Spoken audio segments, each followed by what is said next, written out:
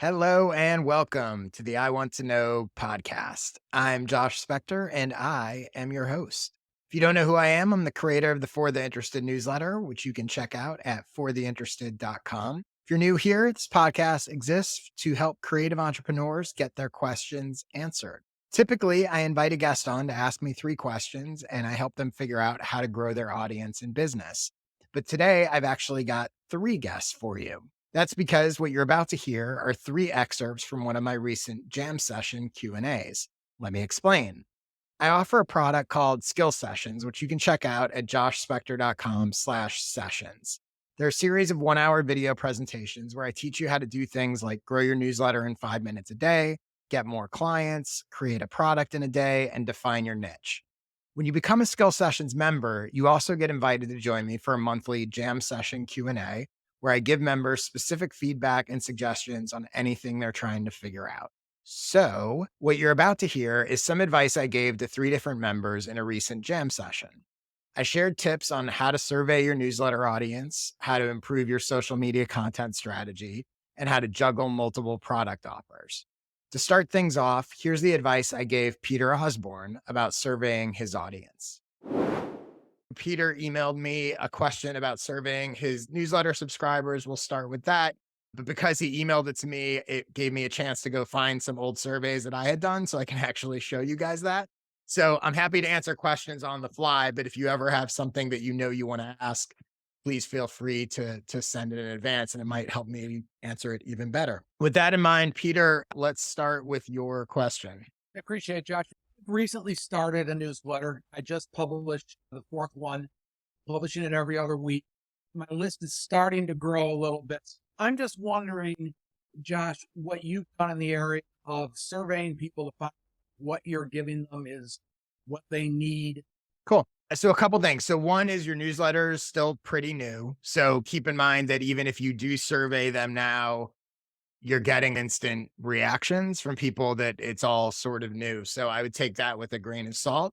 The other thing is, I think the information that you're trying to find, a lot of times you can get a lot of it or get a sense of it without necessarily surveying people. So just by seeing what are people clicking, what are they opening, who's doing what.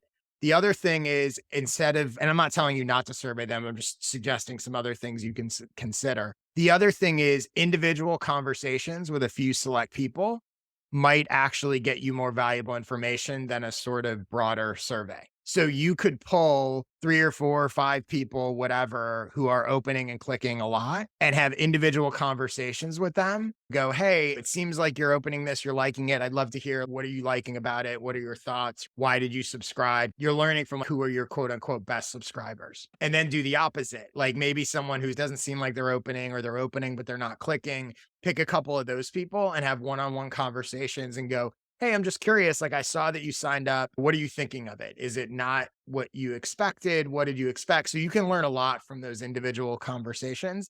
And that might actually be more valuable than a sort of broad survey. That said, let me show you a few different surveys that I have run. And I ran these when my newsletter was much further along. I'd probably already been writing it for a year or more, maybe even a couple of years. So let me show you both how I plugged it in the newsletter and then what the survey actually was. So this one was in 2019. This is my newsletter from June 1st, 2019. So my newsletter had already been around for like 3 years at this point. I'm not saying you need to wait 3 years to survey your audience, but just to give some context. If you're going to plug it in your newsletter, I highly recommend putting it in the intro or putting it somewhere where everyone's going to see it. Don't bury it at the end of the newsletter. You'll get better participation if you do it. So literally the intro of this newsletter was, I'm thinking about tweaking the format. I'd love your help. Can you please take 30 seconds to answer this 5-question anonymous survey? Couple things to do. One is keep your survey short and let them know that it's short. Please take 30 seconds. Please take 1 minute. This is 5 questions, whatever it is.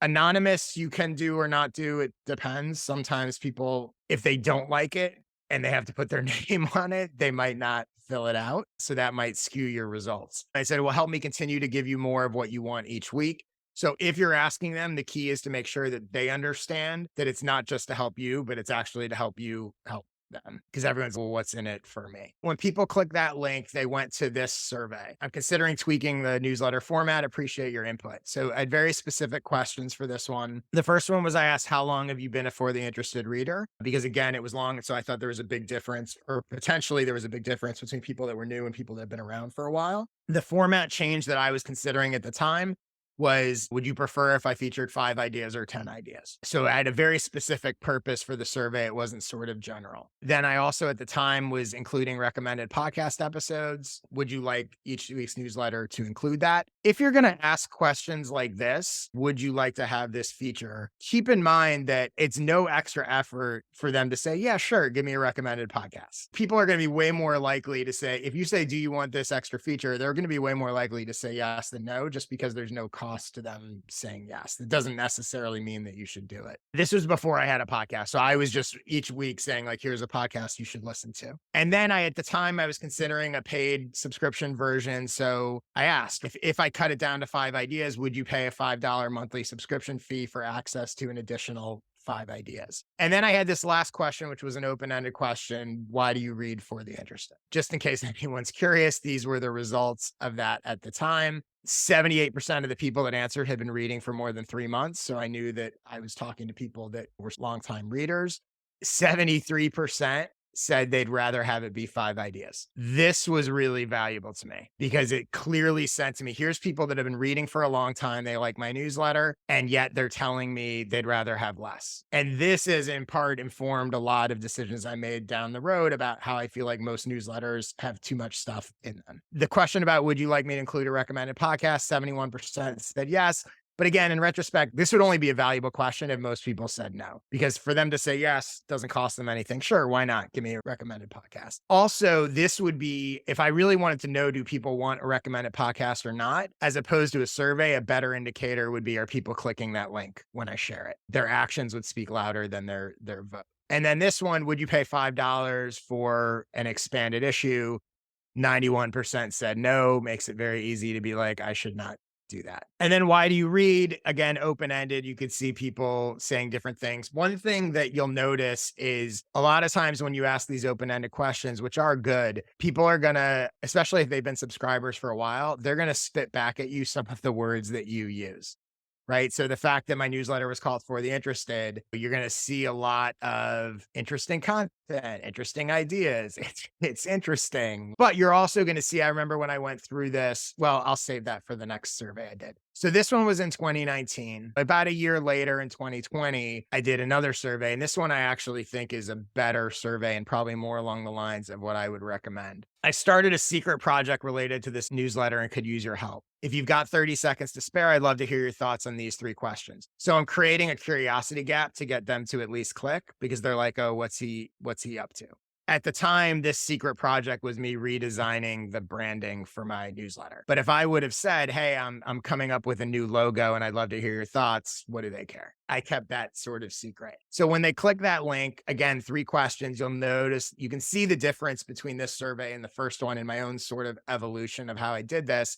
3 questions instead of 5 questions. And this, all 3 questions are open-ended. I think you, for the most part, get more valuable answers. So these questions, or a version of them, I think are really helpful for you to understand how people are seeing your newsletter. In one word, how does For the Interested make you feel when you read it? This is a great question because it's very, as you'll see when you see the responses, you can learn a lot by what words people pick and what words multiple people pick. In one sentence, what are your favorite For the Interested articles about? And then what's your favorite newsletter other than For the Interested? So this question is designed to both give me a sense of who my audience is. If I want to do cross promotions or marketing or any of that stuff, it gives me a sense of what else they're reading and sort of helps me gauge who am I actually attracting. So the responses to this were very interesting. This was the list of 1 words. And I went through, and I have somewhere else in the document, I added up like how many people said what. But what's interesting is when people can pick any word they want, these were not multiple choice, and yet you start to see the same words over and over again.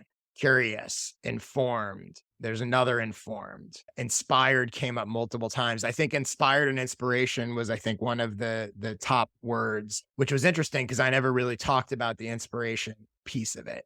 interested, overwhelmed. I think multiple people said overwhelmed, which is really interesting considering and again, led to me continuing to shrink my newsletter. In one sentence, what are your favorite articles about? So again, this can sort of help you creativity. You're looking for the patterns, right? You're looking for the patterns of what are multiple people saying, creativity, unlocking creativity, creativity. So that kind of thing. And then what's your favorite newsletter other than For the Interested? It was interesting because a lot of these newsletters I knew, some of them I didn't know. So that was also would tip me off to stuff. The other thing about this one to keep in mind, though, is obviously the bigger the newsletter, the more people in general subscribe to it. So the more likely it makes sense that more people are going to say James Clear's newsletter than some small newsletter, just because James Clear has a bigger audience. So you want to take this with a grain of salt. But these three questions, if you're going to do a survey, I personally have found very helpful, and they're very simple. So I know that's a really long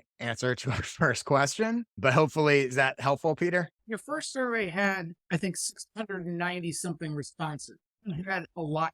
Mhm. Concern you? No, it did not concern me. I don't remember if there was other stuff I did. It's possible with one of them I sent a standalone email also, and with the other I didn't. Also, the first one was very specifically, hey, I'm thinking of changing the format. So I don't remember exactly what I did to promote the survey. So that may have had a piece of it, but I know that I was not concerned about it. And the other thing that I would say, the other thing that I would note is when you do this, keep in mind that whatever results you get, you're only measuring people who actually took the time to fill out the survey. So it's indicative of something, but it's not actually, most people are not going to fill out the survey. So whatever results you're getting, you're only getting from a sort of small percentage. So it's valuable and it does reflect your more engaged people, but that's something to keep in mind, right? It's not truly, this is what everybody thinks. As you may have noticed in that clip, I'm able to get very specific with my skill session members in these Jam Session Q&As and help them figure out their specific challenges. For example, in this second excerpt you're about to hear, you'll see how I helped Josh Shane figure out exactly what kind of content to post to attract his ideal clients. Let's get into it. I have a half-baked question. Perfect. My favorite ones. So I'm trying to figure out for everybody, I run a design agency that works on a subscription model where companies pay a flat fixed monthly fee and I do all the design work that I can get done for them in that month. That's the kind of explanation. Mhm. I'm still figuring out my niche for it, but I think it's obviously companies that have a budget, that have an ongoing design demand and often like a backlog of work. And we talked a little bit about what kind of newsletter I could create for them. And you had the great idea of a newsletter that, because my service helps people save time and money, that talks about apps and services that also do that. And I'm still stuck around like when I get on social media to talk about it, what does like my day-to-day social media look like? Because it feels a little bit too far afield maybe to be constantly just talking about other apps and services Mhm. when I'm doing design work and should be showcasing that to some extent. Yeah. And then, yeah. So I'll leave that as kind of my first question. Okay. So talk to me. The ideal client is who? Often I think it's like a marketing director at a Mhm. company that is probably trying to grow a little bit. They're not like a giant company where they have a design team already. Mhm. And they're not a small company that is just looking for like a one-off project here and there. Mhm. How are they currently handling design? They've probably been working with freelancers and have stopped and started and probably don't have a consistent solution that's working for them, but they're looking for something that's easier and more reliable. Okay. So I'm going to give you a few sort of different ways to think about this. Again, there's no one right way to do this, right? But just brainstorming here on the fly. So what you want to do is you want to think about that ideal client or that ideal person. And you go, what would be, forget you for a second. What would be the Twitter account? This also goes for newsletters or any platform. What would be the thing that if that person saw these 3, 5 tweets post, they're like, I got to follow this. Or they saw an issue of this newsletter, they'd be like, I got to subscribe to that. What is that person trying to figure out? So if that person is most likely they're interested in stories about what other similar marketing directors are doing, success stories, case studies, whatever. Now, some of that can be things that have nothing to do with you that you just find, but some of it can also be work that you've done.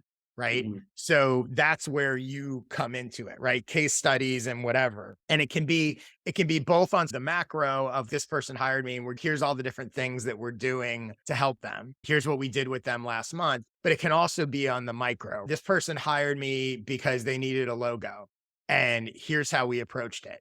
I've worked with dozens of marketing directors, and here are the mistakes that I always see them make. Or here are the questions that every marketing director should ask when they're trying to come up with a new logo. So there's a difference that is the subtle difference between your expertise to help them, but not just going, oh, hire me to do your logo. And If I you're don't going to want to be make a money, designer that's here's how to design a better logo because they're not a right? designer. But so the other part of my business is I started doing these web design audits where I've done half a dozen of them and it's Yep. doing really well and very rewarding to break down a site and be like, here's what could be better about your design. Here's how it could be I more love that. impactful. So I think there's a lot of like lessons in that might attract, if I'm able to take that and turn it into Absolutely. content. And you can also offer, so the same way you've probably seen me, or maybe you've seen me on Twitter, I do what I call micro coaching. Mm. So do the same thing. So if you go on there and you go, hey, and I don't mean like you're going to spend hours and hours doing it. That's why I Yeah. call it micro, right?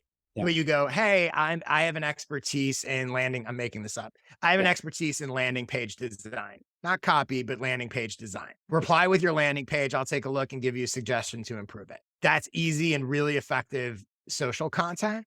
Mhm. The other thing you can do, and it's funny because I texted Emily about this yesterday and I haven't done it yet. Well, I guess I've done it a little, but I'm just starting to think about it, is this idea of packaging sort of social posts around like a themed week. Mhm. So this week I've been doing this delete week thing on Twitter where each day I'm spending an hour a day I cleaned out my email inbox, I unfollowed people on Twitter, and then I'm just writing it up. But I'm literally like, this is delete week. And here's what I did on day 1, and here's what I did on day 2, and here's what I did on day 3. People have responded to it well. And I think the packaging of content in that way is interesting. Whereas a lot of people on social, and even me, right? I might be like, all right, I'm going to share a newsletter growth tip today, and I'm going to share a Twitter tip tomorrow, and I'm going to share a sales tip the next day and whatever. But to actually pick that and go, I'm going to brand this as a week. And each day, so you might go, okay, this is going to be logo design week. And every day I'm going to talk about ways to improve your logo or questions you should ask when you hire a designer or whatever it is. The key here, which I think when you touched on before, is all this content is aimed at the marketing director. It's not aimed at the designers. So it's all through that filter of, if you're a marketing director, here's how to interview designers. If you're a marketing director, your brief for a logo needs to include these elements. So whether they hire you or not, that's really helpful. And you can see how if you picked a bunch of those topics, like in a hypothetical world, if you did one themed week, you need 52 topics for the year, which is probably not all that hard to come up with. Here's what marketing directors need to know about logos. Here's what they need to know about hiring freelance designers. Here's what they need to know about introducing new branding to their employees or whatever it is. It's an interesting organizational tactic. And the other thing that's nice is like anyone that finds today's delete week tweet that I did or thread was about organizing my to-do list and notes. But within that, I'm like, if you're interested in that, you're probably interested in the other delete week stuff.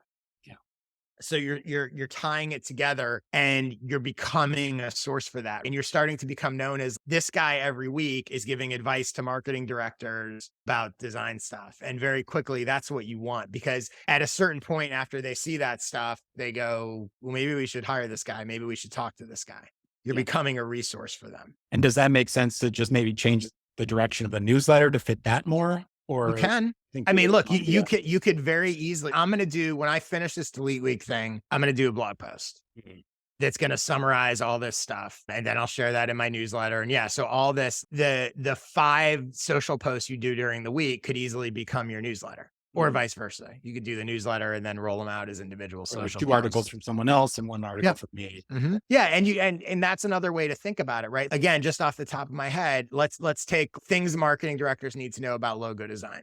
Mm-hmm. So I'm just making that up. One day's post could be your advice about the basics of what they need to know about logo design. One day could be the best resource you can find from someone else about that same topic. One day could be a micro coaching post. where you literally are like, show me your logo, your brief, and I'll give you feedback on it. One day could be a case study or specific examples of someone you've helped. And then the fifth could be a wild card. So you leave space for whatever fits that particular thing. And that format you could just repeat with every topic every week. One curated post, one's best of tips, one micro coaching, one case study, one wild card, and rinse and repeat. And the other thing too is, like I said, 52 weeks, but honestly, you could do that for 12 weeks and then just repurpose it. So yeah, that's, I think, a good place to start. That's really helpful. Thank Cool. you. Good. Glad to hear it.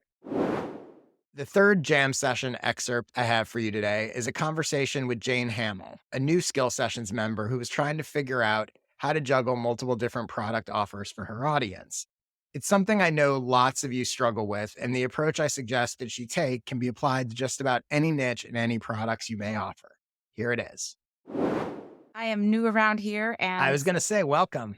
yeah, it's good to be here. Thank you. Due to personal reasons, Huh. I want to shake things up, and I'm a little scared and worried. I've been being a coach and selling online courses for 12 years. Basically, I am having a conflict in my brain between two ideal customers, buyer persona A and B. I sell an online course that I've had forever for product-based entrepreneurs, specifically people who want to start a clothing or accessories line, anything that's sewn that has manufacturing, like a shirt Okay. or a bag or something. And then I teach a lot of marketing for product entrepreneurs, but it could be someone who sells cheese or, not necessarily handmade products, but people who are in manufacturing. But I mean, they could make an eyeglass case. Like, it doesn't matter. I get consistent sales for the startups. I get wary of answering the same questions over and over because I've been doing it so long.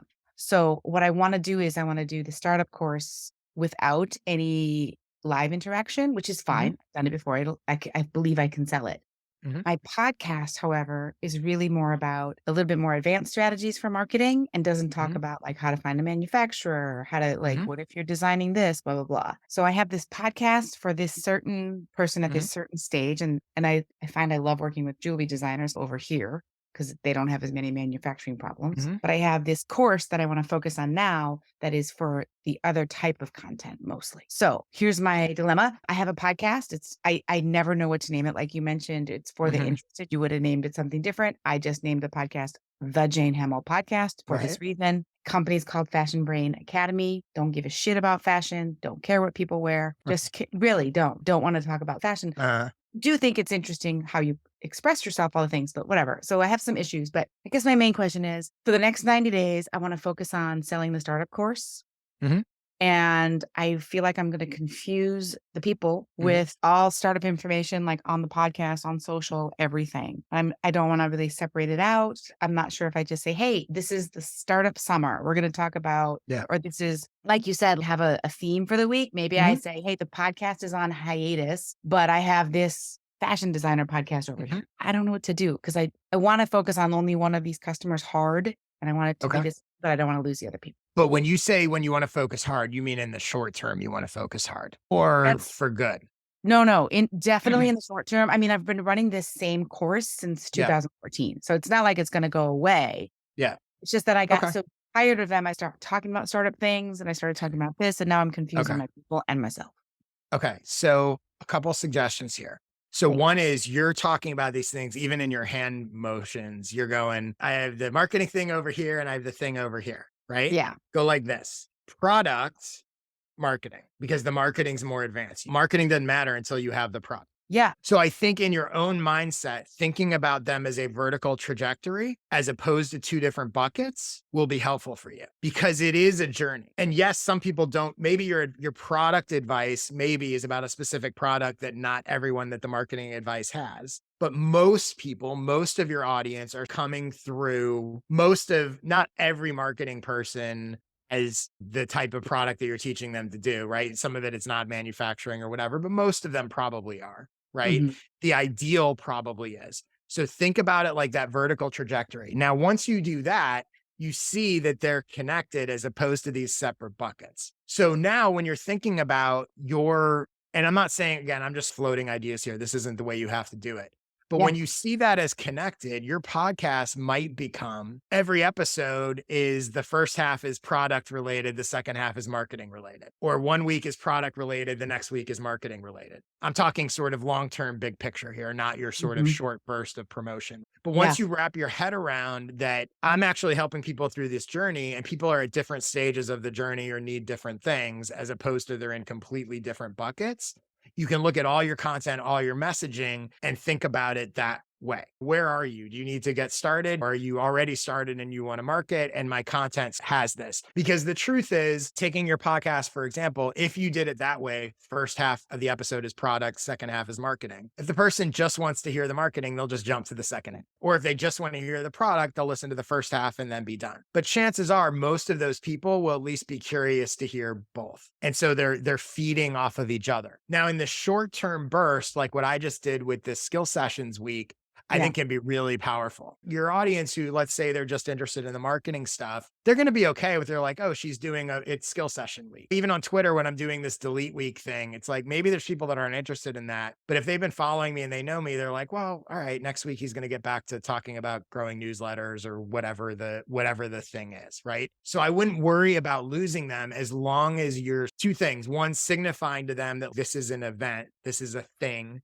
Doesn't have to be a week. It could be a month. It could be whatever. Could be startup summer. Right. But I think the other thing, so that's the first part. The second part of it is, so let's say you go startup summer. That doesn't mean that none of that can be relevant to the marketing crowd. And you can even message, hey, it's startup summer and I'm going to be telling people how to start their thing. But it's also a great time if you're an existing business. This gives you a chance to go back and think about, the missing pieces from your foundation. So you want to message to them that this is still relevant to you, even though you might not think, you might go, oh, I'm not a startup. But we're going to talk about things that are probably holding you back because you didn't get them right when you did start up. And that starting up, you want to tell the story of connecting startup to marketing. That revisiting, again, I'm just riffing here, but you can tell a convincing narrative that's, look, revisiting these key questions and foundational elements and decisions that you made when you were starting up, revisiting them now is actually going to help you even if you're already established. So that you're not going, hey, this summer I'm only talking about startups, and if you're not a startup, see you later. Okay. You want to show that there's some relevance, and as you're talking about it, throw in a little of that relevance in different ways. And last question, and Yeah. this is super useful. I can't wait to watch Right. it again already. But to avoid the like, I'm not a startup, it doesn't apply to me, would it be better just to call it like foundations something or? You can't, yeah. I mean, that sort of depends on your audience, but you Okay. you certainly can. Yeah. I mean, that's a good question. Maybe. Okay. The other thing you can do is you can use terms like jumpstart. Yeah. So it's like, Okay. if you're new, it's, oh, I want to get going, but also a lot of people feel stagnant in their business or where they are. So the idea Yeah. of a jump start is compelling. I love it. Yeah, cool. Okay. Thank you so much. So Yeah, you're useful. welcome and welcome aboard. Okay, that's a wrap for this week's episode of I Want to Know. I hope you found it helpful. And what you heard is the tip of the iceberg of what goes on in my skill sessions. So if you'd like to check them out, just go to joshspector.com/sessions to learn more. And you'll be able to check out all the skill sessions when you join, and then also join us in person for future Jam Session Q&As. Thanks for listening to this episode or watching it if you're watching on YouTube. I will see you next week with another new episode of the I Want to Know podcast. Have an interesting week.